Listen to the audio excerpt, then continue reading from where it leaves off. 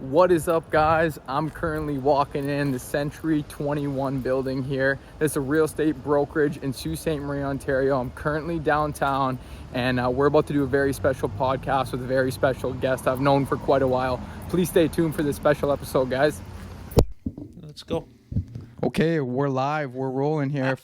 First podcast ever, and we got the man Carlo Gervasi beside me right now. We're at Century 21 in downtown Sault Ste. Marie, and this is exciting, guys. So, Carlo, why don't you tell us a little bit about how you got started in real estate?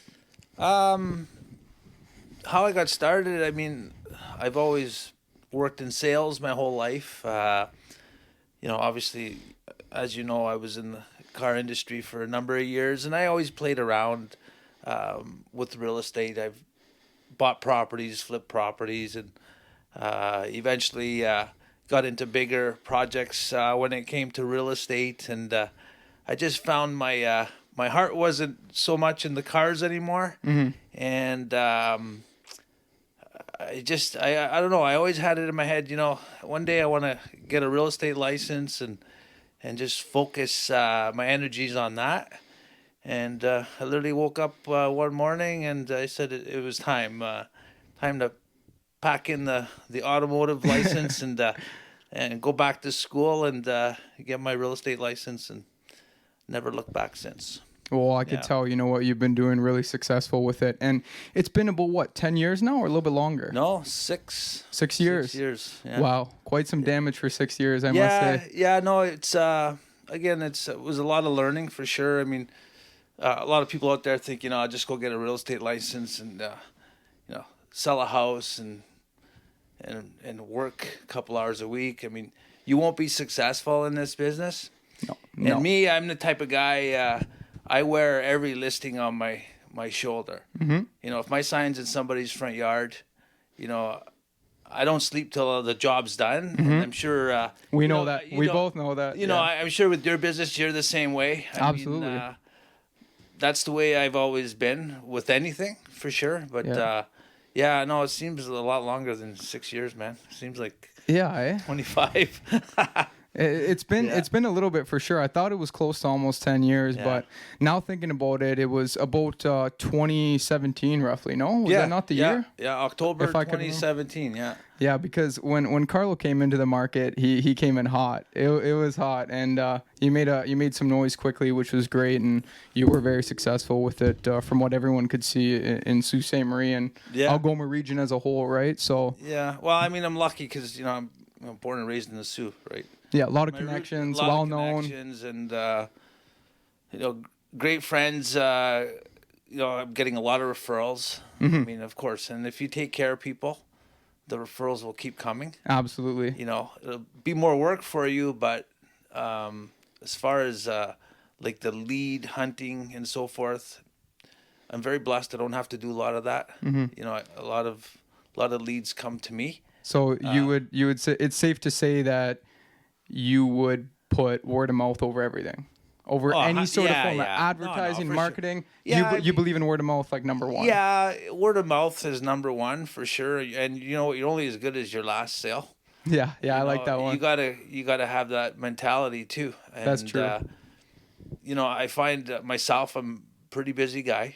Oh yeah, I know. But I do my best to at least not forget who I sold to, who I bumped into, and I'll take a Sunday and I'll just go through my book and just call clients that I sold 2 years ago. Just, hey, I'm still here. How's everything going? How are the kids getting bigger? They're playing hockey. What's new and so forth. So. Yeah, it's that's awesome to hear, especially when people are making such a large investment when maybe it might be their first home, second, third home, to actually add that little bit of element of calling them and following up with them. Like people appreciate that. Yeah, I mean you can't dine and dash, right? No, and you see that a lot nowadays, right? Yeah. People just want your money and then they're on to the next, and you can't forget about your clients ever. Yeah. And I remember you telling me that you do this for the people, for the clients. Yeah, that's what drives you. Yeah, daily. No, I mean. Again, it all falls back on you. Yeah. Right. Yeah. So and you know it. I know it. Especially when you're self-employed. I mean, it's a lot different when you're clocking in somewhere and then your day's done and you go home. Absolutely. I mean, our days are really never done. No, right? no, I know. And we talk about it all the time, They're never done. And like, even when you're trying to clock out, something will pop up. There's always something to do. And, in business, it always calls for your attention. It takes a while to get to that point where maybe you could walk away, but that takes time for sure. Well, and I mean, sure, I got, my full real estate license in 2017, but even yourself, I mean, how long have you been self-employed? Not that long, but it seems like forever. It seems like almost a decade. I remember you had the one Kubota tractor zipping around town. Yeah, remember. And that was right around 2018, I think. 2018, 2019, it was 2019. And I think I showed you a couple houses back then. Yes. When I was trying to invest into some real estate myself too. And you see the fruits of your labor, right? I mean, taking care of people. Look how much you've grown, your company. Yeah. It's the same for successful agents. Absolutely. And, with real estate, right? No, so. You could relate a lot yourself, seeing similar success over the last, since you started, but especially over the last 3-4 years, really putting in some work. COVID was obviously not the best thing that happened to the world, but it was also really big for the real estate market, as we know. Yeah, you know what? I mean, we've seen a lot of stuff happen during COVID that you sit back down and you think, wow, did that stuff really happen? I know, it seems like we had a lot of out of town buyers come up here, because in their mind, I can work from home now. Yeah, right? exactly. So why do I need to be living in the hustle bustle, in the GTA? Mm-hmm. You're still seeing it. They're coming like crazy. Yeah, not as much. Not as much. Yeah. But again, being from the Sioux, I'm used to our pace here. We know there's not much nightlife action, but we're used to what we have, right? Yeah, it's so different. There was a bit of adjustments, like during COVID. Okay, we were all locked down, so even people moving up to the Sioux from down south, where it was a much more entertaining or faster pace, they didn't notice or see how it really was here until COVID went away. Yeah. And suddenly it's the Friday night, and we're used to our Friday nights, we'll find something to do. Might not be all that exciting, but usually work. Well, yeah, usually work. I mean, that's exciting. Yeah, that is exciting. But for a lot of the people that did come up, it was kind of a shock, right? Absolutely. So, but again, a lot of out of towners are still here, which is great, and then we are still seeing more come up. Not as much. Right? Not as much now. Yeah. I mean, the world got more normal now. Kind of almost to what it was before. I mean, in general, though, like the real estate market in the Sioux is really good still, which is awesome. I could tell. Yeah, we just keep climbing. Yeah, I mean, the higher price point homes are taking a little bit longer, but that's always been the case. Of course. Prior to COVID, but of course, you throw the interest rate hikes and so forth in now, and I mean, it's you got to expect absolutely homes north of 550, taking a little bit longer. But again, bungalows, I had a little interview with my broker, James, a couple months back, and same thing, we were talking bungalows. Like, the bungalows are really hot. That's the hot item right now? Hot item. I mean, really, So nobody's really going for the 2 stories anymore? Well, I mean, again, the 2 stories, but in that price point. Yes, in that price point. From an affordability standpoint, the 2 stories are selling, just because, again, the higher interest rates, right? So suddenly you're seeing a lot of these buyers that were pre-approved at, the lower rates, $600,000 to $700,000. Yeah. Well, that's not there no more. No. The rates are up, 3.5%, 4%. Knocks the daylights out of them. It costs. In terms of, what they qualify for now. So now they're into that slightly lower price point, which is in general is pushing the values of those lower price point homes up because there's more buyers. Right? Yeah, absolutely. So I tell people, houses are almost like a stock. I mean, if it's in demand, the prices are going to get pushed up. Absolutely. Well, for most people, it's the biggest investment they'll make in their whole life. Well, it is 100%. It is 110%. Yeah, absolutely. Yeah. So that That's always nice to see. So if you own a home previous to COVID, or you own a home for 20 years, obviously you've seen some good return on your investment now in today's market. Well, just in general, real estate. It always climbs. It always keeps climbing. You can never really lose. No. Even, you look at the multifamily properties. I mean, they've slowed down, especially 4 units and over, where you're into the higher commercial mortgage rates. But,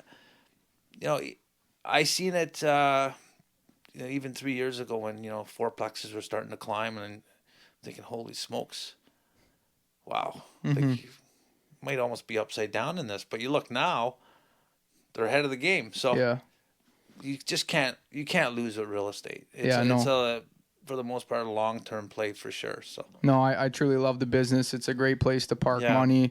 It makes the world go round. Yeah. I mean, there's no really better investment you could ever make. No. Whether you're doing it personally or you're doing it for extra income, you never lose, like you said. Yeah, you've got a few places, right? Absolutely. So, it's definitely it calls for your attention. Don't get me wrong, it does. Yeah. But when you get to that point where you could afford a property management company, that always helps a lot too. Get your stress out of your hair, and you know what, they can manage most of the property for you, and away you go. You just keep buying them like stocks or like piggy banks. Let them manage the property and do a little bit of extra work here and there that you have to. And again, you gotta understand too. I tell everybody that wants to get into it, is there a lot of headache with being a landlord? I said, well, there's a headache with anything when you're trying to make money. I mean, it's, well said. If it's easy, everybody would do it. You're right, Carlo. And again, to make money or increase your net worth, it involves skin in the game and a headache. If you're not prepared for a headache, don't do it. Yeah. That's the truth for sure. Now, how do you like working with Century 21? I wanted to ask you that. Awesome. I never got to ask you that question. Yeah, no, it's good. I mean, great brokerage, great people, but still, we're all self-employed. We're under the Century 21 umbrella, but great group of agents here, and even outside brokerages. I work well with most of the agents within the community too. So, but Century 21, it's an awesome place to be for sure. I love it. Yeah, no, I could tell. There's tons of great people here, and I really like the branding for Century 21. Yeah. It's a nice, sleek, elegant look, and you guys are actually across North America, if I'm not mistaken. Like, you're in America too, right?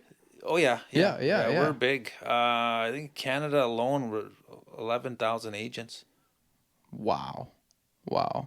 One of the bigger brokerages or the biggest? Yeah, we have a huge. We're probably one of the biggest presence in Canada. Canada, from a brokerage standpoint. Now moving over to America, is that still the same case, or is there some bigger places? Wow, there's a lot more brokerages. Yeah, there's tons. Like I think down southern states like Texas and so forth. There's a million different brokerages. I mean, you kind of all get lost. In the mix.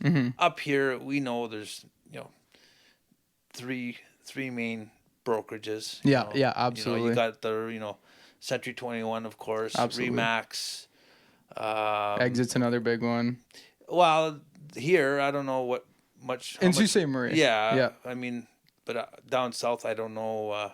How many other franchises. I'm not familiar. I'm not familiar if I've seen Exit down. But I know you'll see for sure Century 21, Remax, Royal LePage too. I mean, they got a decent presence as well. So, yeah. You see, but we're number one for presence by far. Yeah, no, I could 100%. tell. When I'm going to America, I see the brand everywhere. I see the listings up, and I'm like, I never knew until I actually paid attention when I was driving out in America, and I was like, wow, Century 21 is right across North America. I had no idea. And again, awesome. Like I said, earlier, I mean, it's a place where we're hanging our hat, right? Everybody has their home. This is my home. Yeah, me too. At the end of the day, I deal with agents from all the brokerages, and we're all pretty good agents, and to work with. And that's what's important, right? Absolutely. So, that's the main thing. Yeah. Now, I wanted to touch back on the investments real quick, as having a few properties myself, and there's tons of real estate investors in Sault Ste. Marie. Let's be real. What should you look for when you're making your first investment into real estate for income wise? I'm not talking about when it's your home. We'll touch on the home later, but like when you're looking to purchase your first single family home, a duplex, fourplex, what would you consider the most valuable purchase, and what are some things to look out for? I mean, talk about a loaded question. It's loaded. It's loaded. But I mean, if there's anybody around here, I want to even know a little bit more myself too, right? I'm not saying loaded in that respect. I mean, there's a lot of grounds to cover. There's a lot of moving parts to that too, right? I mean, Yeah. at the end of the day, the property, it's got a cash flow.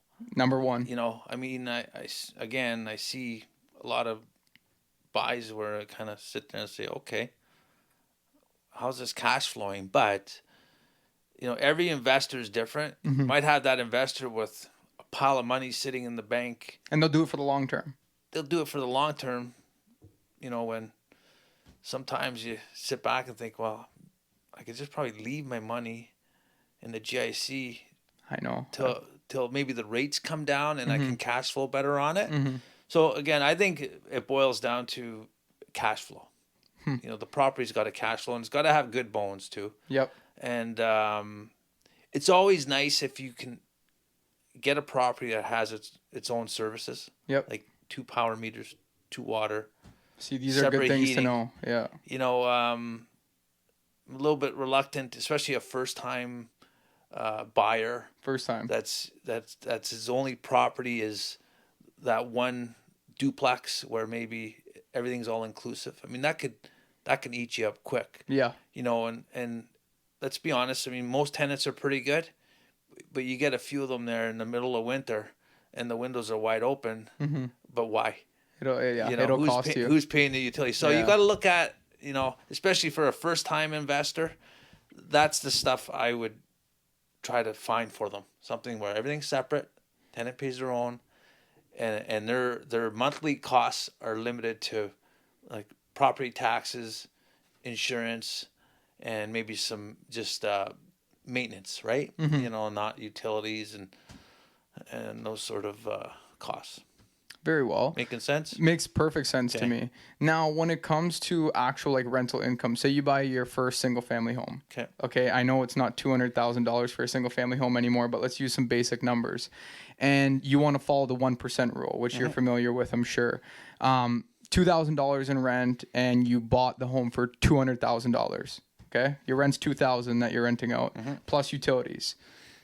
That is where you'll make some good cash flow on a property if you bought it at $200,000, right? Yeah. Considering the rate of the mortgage. Yeah. Considering your mortgage rate, and if the tenants are paying their own utilities, you know, you'll make money. Mm-hmm. You know, that's what I always try to look for in an investment. Like when I'm trying to buy another real estate deal, like trying to get something where you could follow that 1% rule. But I know it's not easy. No, it's really not easy at all. It's almost impossible. I know. I mean, it is. And I do have out-of-town investors that come down and they keep throwing that 1%. I said, listen, you can't always go by that. Mm-hmm. You know, I mean, you got to look at the property if there's a lot of upside potential, you know, where, you know, you might have one unit or 2 units where the rent's low. I mean, okay. As long as you're covering, maybe making a little bit, but there's upside. If that tenant leaves, suddenly that $600 a month unit where you should have been getting $1,000, well, long term, as long as you're covering now, there's upside to that. You know, so you know, being prepared for that is definitely something you should keep in mind, eh? Now, you're seeing a lot of people around town. I know I am anyways, and it's a great method to follow from what I know, and I'm curious to hear your perspective, is called the BRRR Formula. Okay. So buy, renovate, rent, refinance, and then repeat. And you're seeing a lot of, you know, bigger... But you got to buy it right. You got to buy it right. See, that's why I want to touch on this topic. You got to buy it right, and in this market... Yeah. Very tough. Very tough. Very tough. I mean, you don't get the gifts no more in this market. Yeah, I know. That's the thing. There's a lot of buyers. Yeah. Everybody's looking for the same thing. And again, go back to that stock. You know, if there's a good stock you want to buy and everybody wants to buy it, what happens? The price goes up. Goes through the roof. Yeah.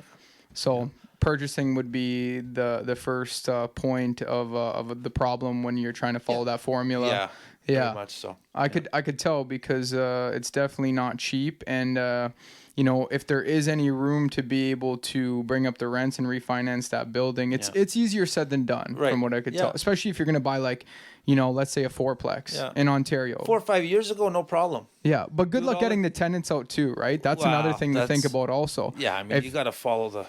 You got to follow the rules, you gotta right? follow the rules, and it's not easy. Like even me trying to follow that formula in the past, it's not easy. Yeah. You could maybe not go buying the building for the right price, but the next variable is getting the tenants out to be able to renovate the building, get the rents up, and then go for that refinance. I mean, it's possible, but I've done it on one building with a couple of my friends, and we did really well with it. It was super successful. Yeah. And then we tried to do it again. But you bought that 3.5 years ago? 3.5 years ago. And it worked out really well because... I know which one. Yeah, we bought it for super cheap before the market went crazy, right? And that was very interesting because at that time, I know the property, and we won't say it because we're doing this podcast here, but I had a couple other people inquiring about it, and looking back now, the numbers kind of were hit and miss back then, but the numbers weren't that great at all then. They weren't. Now you look at, remember the word upside potential? Yeah. You got to look down the road, but and we purchased that during COVID. It wasn't before. It was during COVID. Yeah, it was around 2020. 2021. Okay. So it was right in COVID when we purchased it. I know, I remember. And within a year, we had, out of the 4 tenants that lived in this fourplex, we had 3 of them move out gracefully. Yeah. Which we obviously did some things to be able to negotiate that with them, and they were super happy with moving out. Yeah. We renovated it. We got the rents up. Yeah. And then we pulled a nice finance out of it, and it worked well. A lot of your value comes from the rents. Yeah. The income. Yeah. And well, that's how they appraise the multifamily, right? They don't really care necessarily so much about the aesthetic of the building or the bones too much. It's all about that rent. Yeah. Yeah, it's all about that rent. All numbers, but yeah. And again, looking at that now, I mean, it was a good deal back then. Mm-hmm. But again, it's the upside potential. Like I've got units with a couple other guys too, and same thing. The rents were really low, but we've had some turnover. Yeah. And we went in, cleaned up a few of the units, and we're getting market rent, which is good because it's way below market rent. Mm-hmm. But that all helps with the value. Absolutely, of course. When it comes down to refinance time, I mean, we'll be in a much better position because the rents are higher. Cleaned up some units. So. Mm-hmm. And right now, would you say is the best time to refinance considering rates? You're better to hold, right? Yeah, I just hold. I mean, that makes the most sense. 100%. Yeah, and especially if you're making some money now, just be patient. Hang tight. You'll make even more when mortgage is getting paid down even more. You're not paying the mortgage. Yeah. So just ride it out. Yeah, there's so much upside to investing into real estate. I definitely recommend everyone doing so. You could put a little bit of change away if you have a good full-time job and you could stack some money away. Get an investment property. Call Carlo. Absolutely. He'll set you up. And that's really important. I definitely love the real estate game. Yeah. It's fun. It comes with its caveats. I mean, tenants are number one, as you know. You've been through your fair share. Yeah, I mean, I was always that hands-on landlord. I mean, I would get up, but you did tons of managing for years. My own all stuff, of it. Yeah, all of it. Yeah, I did those couple developments and and then I did St. Teresa's Villa. That was a monster. Beautiful. That was but I was that guy. I would wake up at 5:30 in the morning with my coffee and drive and make sure the grass was cut and the flower beds were properly weeded and just everything was prim and proper. And, that was something I always heard. You took a lot of pride in your buildings and you really took care of your tenants very well. But that wears on you. Yeah, of course. Because then suddenly that leads into, hey, my light bulbs are burnt out. Yeah. Can you come and change them? And I'm going, okay. You got to know when to hold them and you got to know when to kind of fold them, per se. But It is what it is. Again, like I said to you at the beginning, if it's easy, everybody would be do doing it. yeah. And if you don't have a headache, you're not making money. It's certainly a business though that anyone could get involved in Yeah. if they have money to be able to invest. Yeah. Absolutely. But it's not for everyone. It's very difficult. Yeah. For sure. And again, Stressful. yeah. And, I get a lot of younger buyers, say, how do you do this? How do you do that? Were you nervous? Were you scared? Of course I was. Of course. Yeah. You're always, if you're not nervous, but you got to put it out there, and the people that put it out there, you look at the end, they made it. Yeah. So. Now saying it's a little scary getting into investing in a real estate. I could certainly agree with you there, especially if that tenant moves out. Who's paying the mortgage, right? Yeah. It's you. So when you're going to buy your first property, do you recommend taking it a little bit smoother with going and getting involved in the business by purchasing a single family home? That's probably the best place to start. Or do you say just go right for the duplex, go right for the fourplex? Wow. Some people go, as big as you can right off the hop. People honestly, say. Again, I think you got to try to buy something where there's two sources of income on that property. So minimum 2 units. 2 doors. 2 doors. 1 door now, I mean, doesn't do it. It doesn't do it because the prices are up. I mean, there's no houses. We're lacking This is valuable homes, right? information. We're like single family homes 20 years ago when you were getting into investing in a real estate. That was a hot commodity. That's what everybody was doing. Anything I owned before, like duplex wise, I always bought it on the premise if I got one empty, I'm still covering. Yeah, exactly. The second unit's gravy. Yeah. Right? So money in the pocket. Yeah. Basically. So try to follow that formula now. It's a little bit tougher, but still should try to have a minimum 2 units. Wow. Yeah, I know. That definitely makes a lot of sense. Now that brings me going back to investing into your first home to live in, okay? What would you recommend people looking out for when they're going to purchase their first home in general? What are things that they could look for that's going to hold good value and appreciation on their home? Well, location. Location, number one. Number one. Obviously. Good bones. Mm-hmm. I mean, again, if you're not renting and you're owning and you're in a good location, you checked off most of the boxes right there. Yeah. You're going to get the appreciation. Yeah.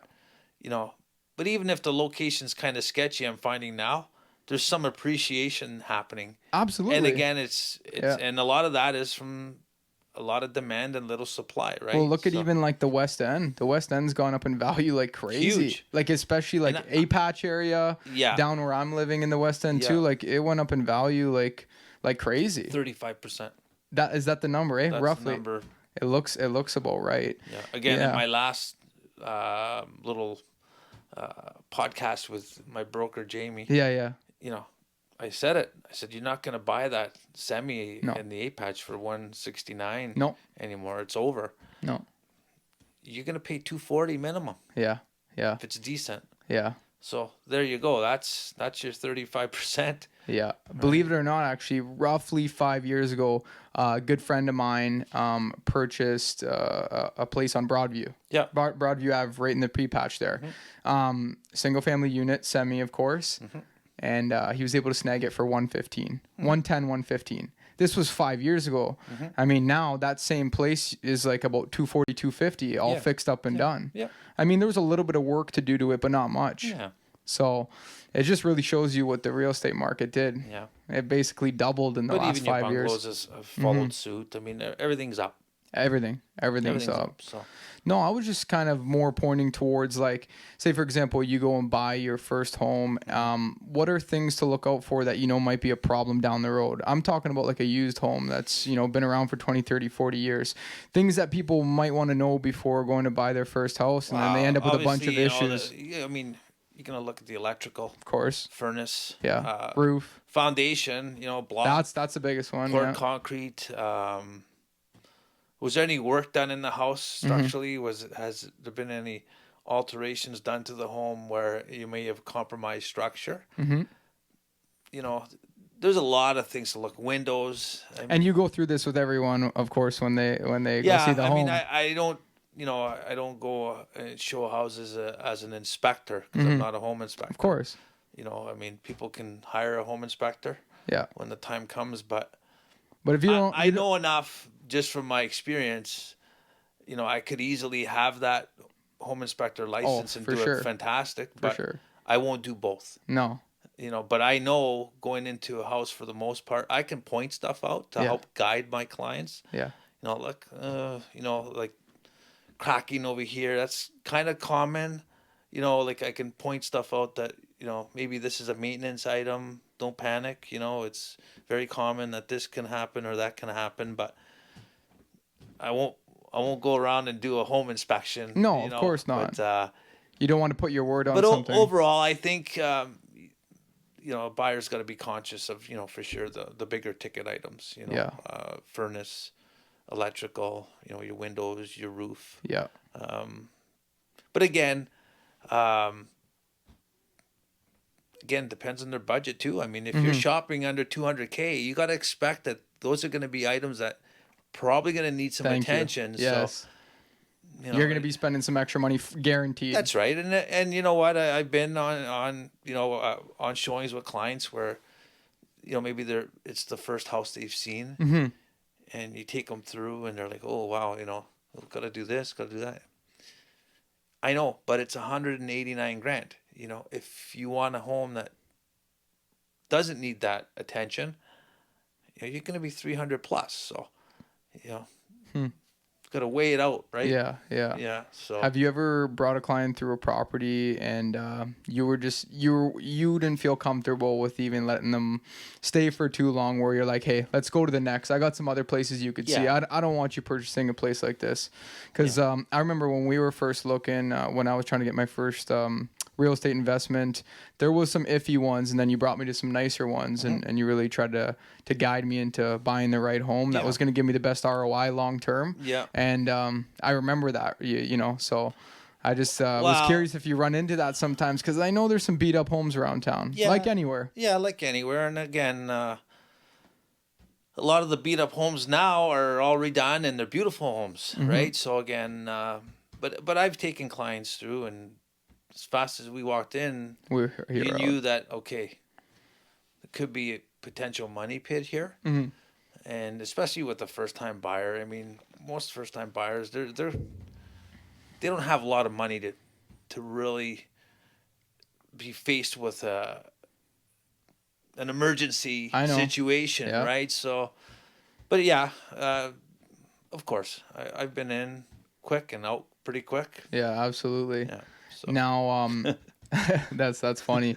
I had a pretty different question for you, and you don't have to answer it. Yeah. What is one of the biggest homes in terms of value that you've ever sold? Roughly. Just over $1 million. Just over $1 million. A couple years ago. Wow. That's awesome. Yeah. I see you selling a lot of the nicer homes around town. Just over $1 million there, and then commercial building for around $1 million as well. I mean, yeah. That's awesome. Yeah. That actually brings me to talking about up in the Chatfield area, where Fickmar is building a lot of beautiful houses right now. Gorgeous, eh? If you want to come to Sault Ste. Marie, or you live here locally, I highly, highly recommend you go check out. It's Chatfield, right? Chatfield, yeah. Chatfield, and then what's the other? I've got a real nice one listed, 126 Chatfield. Yes. That's with the funky roof lines. Yes. I love that home. I want that home. Gorgeous. Yeah, absolutely gorgeous. Got a few calls on it. I mean, again, it's going back to what we were chatting about earlier. I mean, you know, these higher priced homes will take a little bit more time for sure to sell, but they sell. There's buyers out there. Absolutely. They will sell again, but it takes a little bit of time for sure. Yeah. Well, I mean, a full custom brand new home like that in premium location, you're going to pay anywhere. Yeah. Absolutely. I mean, you got a budget minimum. Yeah. $420 to $450 a square foot now. Yeah, absolutely. And that's getting quality material too, right? So yeah, no, Fickmar has done an unbelievable job up in there, and the homes are definitely selling, and that subdivision is definitely one of the most unique subdivisions in all of Sault Ste. Marie. It's different. Look at that location though, man. I mean, you're 2 seconds, third line, boom, you're down to the hospital. Right there. A little bit of country in the city. I mean, we're losing more trees up that way, but you know, it's good and great for Steve. You know, I mean, I'm happy for him. He's Did an amazing spent job. some time working that subdivision many years, starting from the older part of Beaumont. Yeah. And now he's slowly working his way out, which is great. I mean, it won't be long. He'll be out of that subdivision. On to the next. But it's nice to see a good mix. Like, I used to live right there. Mm-hmm. I was Old Gooley Bay Road. Mm-hmm. But nice to see a lot of younger families there and older people moving in there too. So it's a good mix. Yeah, that, you know what? When I was talking to him, he was telling me that it was a really nice mix in there. You got some people in their 30s, and then you got some people who are retired, or a little bit elderly, and they just want to move to a very nice modern neighborhood. Now, do you see a lot of people coming from maybe like down south or out of town moving to that neighborhood? Yeah, lots, eh? Yeah, we had quite a bit, and when you look at down south, there's a lot of neighborhoods like that down south. So they're used to that, right? You know, I mean, that's most people will from out of town will gravitate towards that beautiful subdivision. It's unreal. I mean, there's nothing like it in all of our city anyways. And it's somewhere I definitely want to go. Hopefully there might be a few houses left in the future. Got to definitely save up for that, because we'll get you into something. Hopefully that's the plan. I need a bang in winter though. So well, I mean, you guys are doing awesome, which is good, man.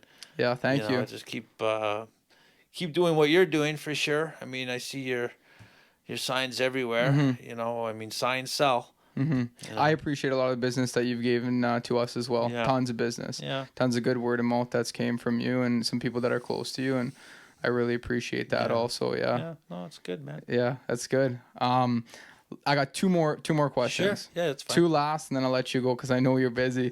I see you looking at your phone every once in a while. But you got some appointments. We'll make it quick. Honestly, I mean, I was at a wedding last Friday. I did the same thing. So it's part of the business. It is part of the business. I'm never really off. You got clients to take care of all hours 100%. Of the day. Yeah. 9 a.m. to 9 p.m. 9 a.m. No, I'm saying I'm having supper by 10:30 in the morning. I'm saying, like, you don't know when you're gonna get a text from them. Is 100%. What I'm trying to say. Well, I know you start much earlier. I got one this morning at 6:30. Yeah. See, it was my first one, and that's fine. My client was getting ready to go to work. Had to get a question off, and that's cool. So it's the same. I mean, there's no start to the day. Well, there is a start to my day, but there's really no end, right? You just go. I kind of like it like that, though. I wouldn't like to just clock in and clock out. I mean, it's for some people. Exactly. It's for some people, and some people love it, and some people are very successful doing it. But for myself, I kind of like the rush of just always being on the go, being on the run, and just like always having to answer back to somebody. I kind of like that. What I like is my days never rehearsed. Mm-hmm. That's the thing. It's always different. Always different. Yeah. You know, even like my wife will say, you know, like, where are you going now? I said, I don't know. I'm gonna get in my truck, and I got places to go. Me too. And I'll be home. Yeah. I can't tell you when, but I'll be home. You know, which is good. So that's how I like to start my day as well. I'll wake up same time every single day. I even try to stay the same routine on the weekend because it's healthy.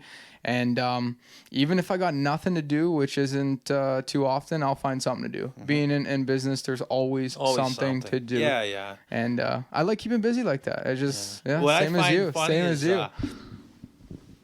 I got my black book, you know, and I have, you know, every day is marked out in there, and you're filling it out, and it could be Tuesday afternoon, and I got my weekend wide open. Mm-hmm.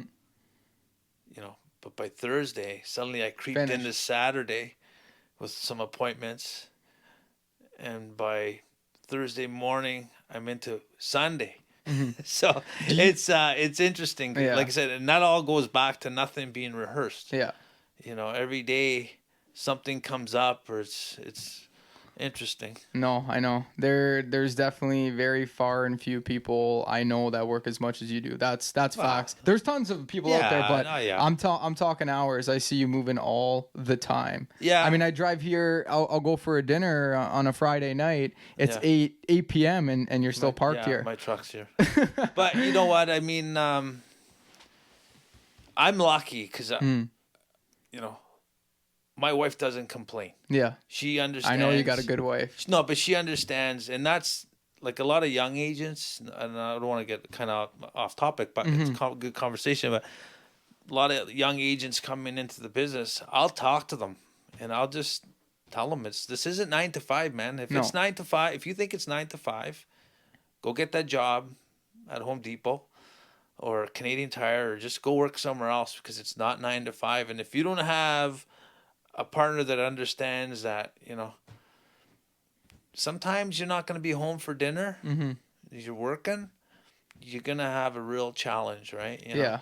Being in business or even just anything in general, if you have a significant other and you're not making it home for dinner and she's screaming at you, you got to move on. Well, on to the next, because it's not going to work long term. But as long as you're working, right? As long as you're working, of course. I'm not talking about anything else. If you're fooling around, or you're going to, smash some beers with the guys to go watch some sort of sports game, I mean, that's different. But if you can't make it home for dinner because you're working and she understands, that's great. She's probably the one. Yeah. I mean, well, there's some other things to think about also, but you're going through it. I go through it all the time. And you know what? My girlfriend I've been with for almost 3 years.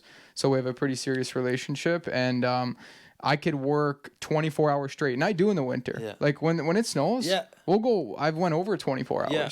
And I won't maybe even see her for a day and a half. Well, she kind of works with us, so I probably will run into her. But it's like that sometimes, and she's always understanding. Hey, can I help? Can I make you dinner? Can I run here? Can I help in the office? Like, she works full time herself, and she comes and helps as much as she can. She'll do anything. You know what's funny is my very first house I bought, like early 90s, it was an old house on 3rd Avenue. So I first got married. 1990? No, like 92, 93. Okay. Yeah, 1993 was when I bought it. And you just got married? Got married in 94. So almost 30 years ago? Yeah. So we moved into the house, and it was a duplex. Yeah. I had upstairs rented out. The guy was a guitarist, played guitar all night. So I'm gonna lead into this story. Oh, I'm excited. So this house here, the roof only leaked when it rained. Okay. And I had ice forming on the inside of the walls in the winter. Wow. This was my first house. Wow. Okay. So one time my wife kind of almost gave me gears for working too much. Yeah. And then I looked at her and I said, "Do you remember the first house on 3rd Avenue we lived in?" Yeah. She's like, "Yeah." I said, "Do you want to go back there?" And I never heard it again. Yeah. But, it was just like, gosh. Holy cow, you gotta work to maintain, to have nice stuff. You gotta work. Absolutely. And to maintain the lifestyle you want to maintain. But for me, this isn't work. Yeah. I love what I do. I know you do. Well, that's why you do it. And I have the mentality, every day is Monday, So, like, in terms of balance, because this is something that I don't struggle with at all, but people always talk about, whether you're working too much or working too less, and you need to spend time with your family or X, Y, and Z. Like, what's your belief in terms of balance? You work when you got to work. Honestly, when I'm in town, I enjoy working. If I have a day where I don't have many appointments, I'm at home. I'm putting around. I'm a putter. I don't golf, but I putt. I do stuff. I'll cut the grass, but it relaxes me. Or I'll just tinker. I'll go adjust some doors in the house, or just. I drove by the other day. I seen you with the boots on, right up to your knee. What were you doing? I'm actually putting a pool in. Yes. Okay, that's what you were saying. So, real tough. There's nobody that does pools in town, like in-ground pools. There's a man from Sudbury who does a really good job. I called him, but he was jammed up. Yeah. So, I mean, I got that mini excavator, so I dug it. Yeah. And I know, like, obviously we're not swimming in it this year, so I says, you know what, I'll putt around. I'll do it. Yeah. Oh, you'll do the whole thing. Yeah. Holy. Yeah, don't worry. I'm smarter than I look. No. I know you're smart. I've seen the developments you made. I know you're a smart man. Again, my point is, when I don't have appointments, I like to putt. But as far as like downtime, I have downtime when I'm holding a ticket. If I'm going to Mexico for a week, which I've caught you on in the past too. Yeah, that's right. We ran into each other when we were going to Cuba. No, Dominican. Punta Cana. Punta Cana. Yeah, Yeah. that was like 5 years ago, 6 years ago. I was actually writing to become a real estate agent. Remember? Yes. Remember? Yeah, You were helping me out. I was guiding you. Yeah. Holy cow! It seems like forever ago. That seems like a decade, right? That was But, only about 4 or 5 years. 2019, that was. Yeah. Holy cow. Wow. But like last year, we went to Madeira Beach, Florida. I go every year. Last year we went for 2 weeks, but I bring my stuff down. I still work, and my wife gets it. You can't just leave Do everything. nothing, yeah.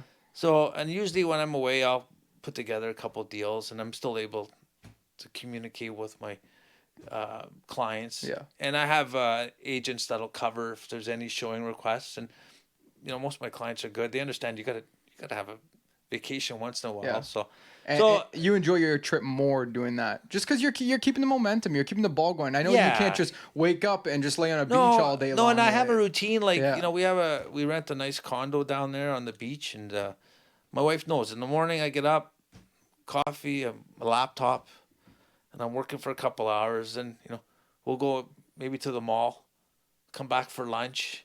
I'll go back on my laptop.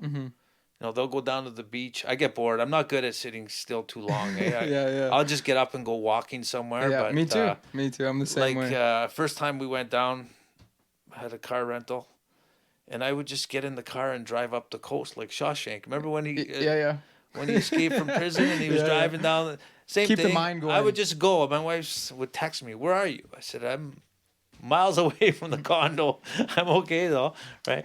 Reminds you of myself. That's something definitely I do. Yeah, I can't sit still for long. Well, to wrap up those two last questions I had for you, number one being is, let's talk about how many homes, not homes, but single level homes that are being built for the elderly in town. There's tons of people building like that now. And it seems as though they can't keep them open. They fill up like this. Yeah, I'm actually handling the ones...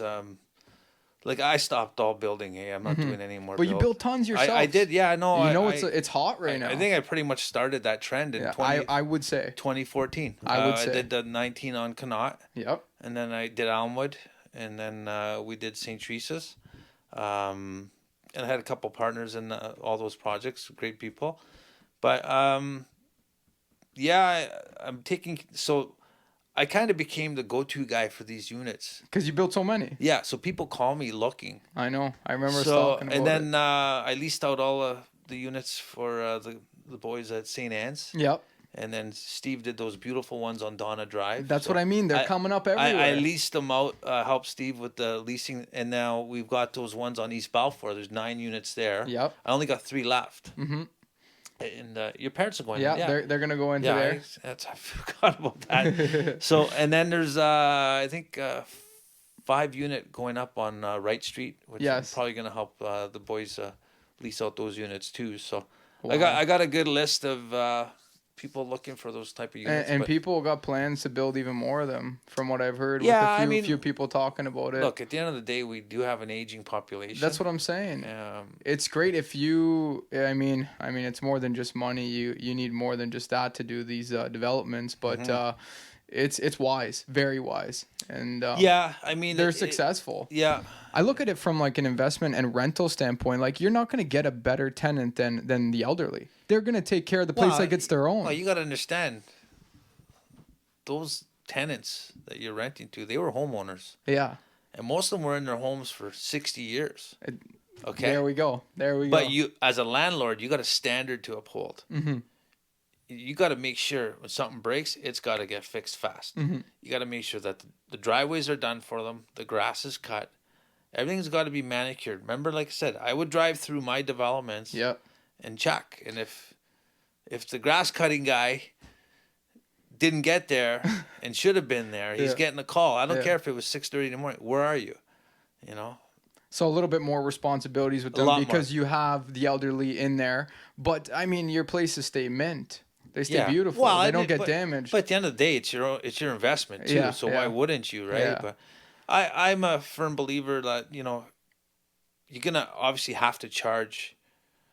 The rents aren't going to be cheap for those units. Of course Number not. one, they cost a lot to build. Of course not. They're all one floor. But then again, you want to give them a nice space, right? Yeah. So No, I'm a lot of luxury. fascinated with some of the one level units that are being built around town. I mean, Yeah. we did Donna Developments for the snow side of things with Steve there, and I gotta say, you know, like he did a beautiful job over those there. are nice. Yeah. Oh, those came but out even amazing. the East Balfour ones. East Balfour is amazing too. Look, I seen the ones you built at Connaught. I mean, they're all kind of similar in some ways. The ones on Elmwood, I don't think you've ever. I've been never in seen those. those.